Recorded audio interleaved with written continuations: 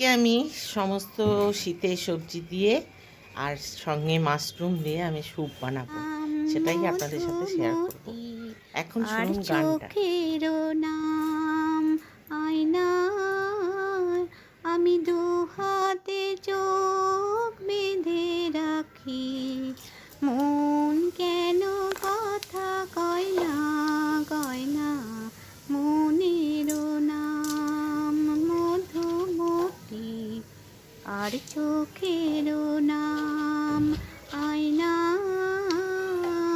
দু হাতে চোখ বেঁধে রাখি, মন কেন কথা কয় না, কয় না মনের নাম মধুমতি। কড়াইতে তেল দিলাম আর তারপর তাতে একটু জিরে আর গোলমরিচ ফোড়ন দিলাম। গোলমরিচ এই 8-10টার মতো গোলমরিচ, গোটা গোলমরিচ ফোড়ন দিয়ে দিলাম। তারপর আমি শীতের সবজি বলতে গাজর, বিন, ক্যাপসিকাম এটা এই তেলের মধ্যে ছিঁড়ে একটু নাড়াচাড়া করে ভালো করে ভাজা করে নিচ্ছি। তারপর পরপর আমি আপনাদের সাথে শেয়ার করব। আপনারা পুরো ভিডিওটা দেখুন। আর কে গাইলো জানেন? আমার বেয়ান। আপনারা আমার বেয়ানকে দেখবেন? তাহলে একটু তো অপেক্ষা করতেই হবে। এবার দেখুন, আমি তরকারি রান্না এই স্যুপটা করতে করতে আমি আমার বেয়ানকেও আপনাদের সাথে পরিচয় করিয়ে দেবো। আমার বেয়ান খুব ভালো মানুষ, ভীষণ ঠান্ডা স্বভাবের এবং শান্ত, ভীষণ শান্ত এবং আস্তে আস্তে কথা বলেন এবং ওনার গলা খুবই সুন্দর। এবার আমি মাশরুমটা ভালো করে জল দিয়ে ধুয়ে রেখে দিয়েছিলাম, এবার মাশরুমটা ছেড়ে দেবো।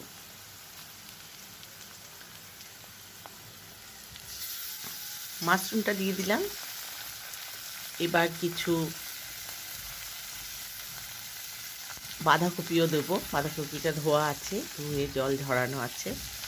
এবার আমি বাঁধাকপিটা কুচি কুচি করে কেটে রেখেছিলাম, দিয়ে আমি দিয়ে দিলাম। এবার পুরো মিশ্রণটা ভালো করে মেশাবো।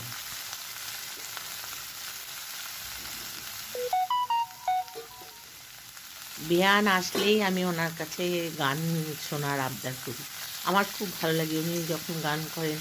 আমার মনে হয় যেন সবাইকে আমি জানাই যে আমার বেয়ান এত সুন্দর গান করে, কিন্তু কোনো দিন কারোর কাছে গান শেখেনি এবং এই খালি গলায় গান নিয়ে আমি শুনে আসছি। কোনো হারমোনিয়াম বাজিয়ে কিন্তু উনি গান করতে পারেন না বা শেখেওনি কোনো দিন।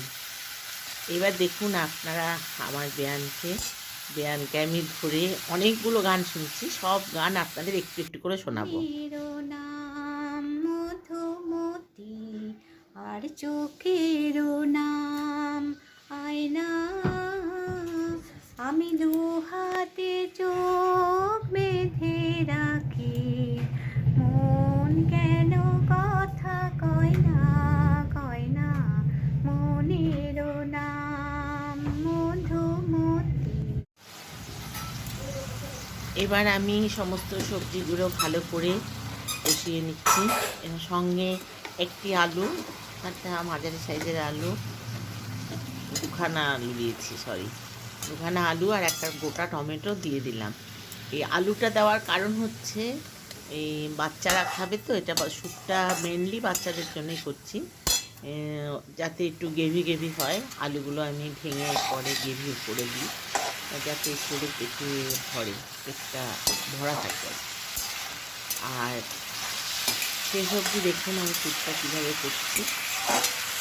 আর এই সমস্ত শীতের সবজি এমনি বাচ্চারা খায় না, কিন্তু এইভাবে করে দিলে আমার নাতি তো খেয়ে নেয়। এমনকি আমার ছোটো নাতনি এমন খেয়েছে, মানে আমার আমার ভীষণ তৃপ্তি হয়েছে ওর খাওয়া দেখে। 1 চামচে আমি নুনও দিয়ে দিলাম।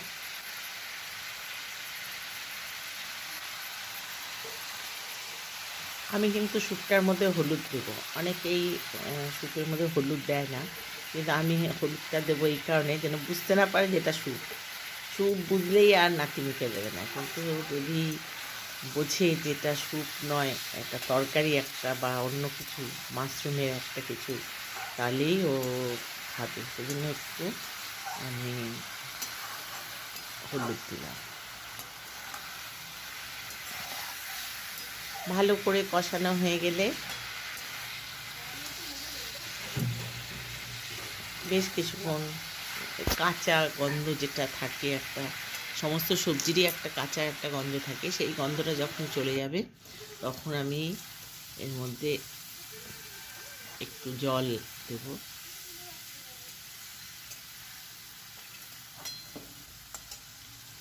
এখন কষানোটা হচ্ছে, কষানোটা হয়ে গেলে আমি আপনাদের সাথে আবার করবো, এই জল দিয়ে দিলাম। এটা ভালো লাগলে সাবস্ক্রাইব, লাইক, শেয়ার করতে ভুলবেন না নতুন বন্ধুরা, আর পুরনো বন্ধুদের অনেক অনেক ধন্যবাদ। বেশ ভালো পরিমাণেই জল দিতে হবে। একটু আলুগুলো সেদ্ধ হতেও তো সময় দিতে হবে, মাশরুমটা সেদ্ধ হবে, টমেটোটা সেদ্ধ হবে, সেজন্য একটু বেশি করেই আমি জল দিয়ে দিলাম। এবার এটা আস্তে আস্তে সেদ্ধ হোক। আর অন্য একটা উনুনে আমি একটু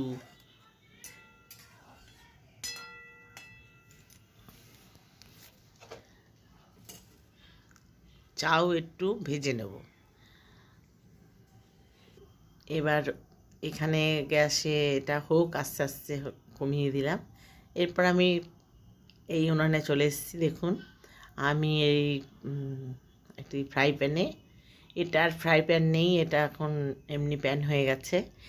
এর মধ্যে আমি প্রথমে একটু মাখন দিয়ে এই চাউটা একটু ভেজে নিয়েছি। হ্যাঁ, ভেজে নিয়ে আমি জল দিয়ে দিয়েছি। এটা আমি ভিডিও করেছিলাম, কিন্তু ভিডিওটা আমার যে কোনো কারণবশত ওটা আমি ইউজটা করতে ভুলে গেছি। খুব ভুল হয়ে যায় আমার। এই তো আজকে আমি জামা কাপড় এইমাত্র আমি ছাদ থেকে তুলতে এলাম। আমি এখন এডিট করতে বসে আমার হঠাৎ খেয়াল হলো, আরে জামা কাপড় তো ছাদে রয়েছে। ছুটে এসে আবার জামা কাপড় তুলে নিয়ে গেলাম। চাউটা যদি একটু ভাজা করে দেন, তাহলে একটু মাখন দিয়ে ভাজা করলে বেশ একটু আলাদা একটা গন্ধ আসে। আর চায়ের মধ্যে একটা মশলা থাকে যেটা আজিনামটর, সেটা কিন্তু আমি দিইনি। আমি এটার মধ্যে একটু জিরে গুঁড়ো আর একটু ধনে গুঁড়ো দিয়ে আমি এটা সেদ্ধ করেছি। কারণ আজিনামটর বাচ্চাদের দেওয়াটা ঠিক না, সেজন্য সেই কারণে আমি আজিনামটরটা স্কিপ করে গেছি। এবার দেখুন চাউটা যখন সেদ্ধ হয়ে আসবে, দেখুন চাউটা কিন্তু বেশ ভালো করে ভাজা করেছিলাম, লাল লাল করে ভাজা হয়েছিল। বুঝতে পারবেন চাউটা দেখুন কেমন একটু লালচে লালচে ভাজা হয়েছে।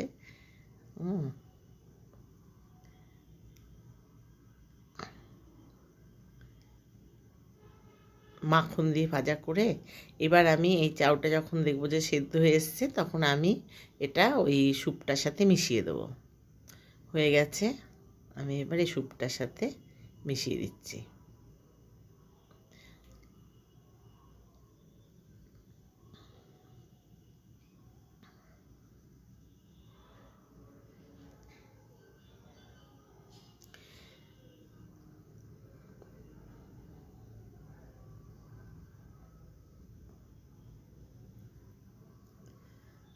খুব সুন্দরভাবে এটা মিশে গেছে, আলুগুলোও সেদ্ধ হয়েছে। এবার টমেটোটাকে ভালো করে মিশিয়ে দেবো এর মধ্যে। আর ছোটরা তো লঙ্কা খেতে পারবে না, সেজন্য এর মধ্যে একটু গোলমরিচের গুঁড়ো ছড়িয়ে দিয়ে, যদি ঝাল খেতে চায় আর একটু মাখন দিয়ে দেবেন। মাখন দিয়ে দিচ্ছি আমি, আর একটু মাখন দেবো। মাখনটা ফ্রিজ থেকে বার করা হয়েছে, কাটা যাচ্ছে না, এত মানে শক্ত হয়ে আছে।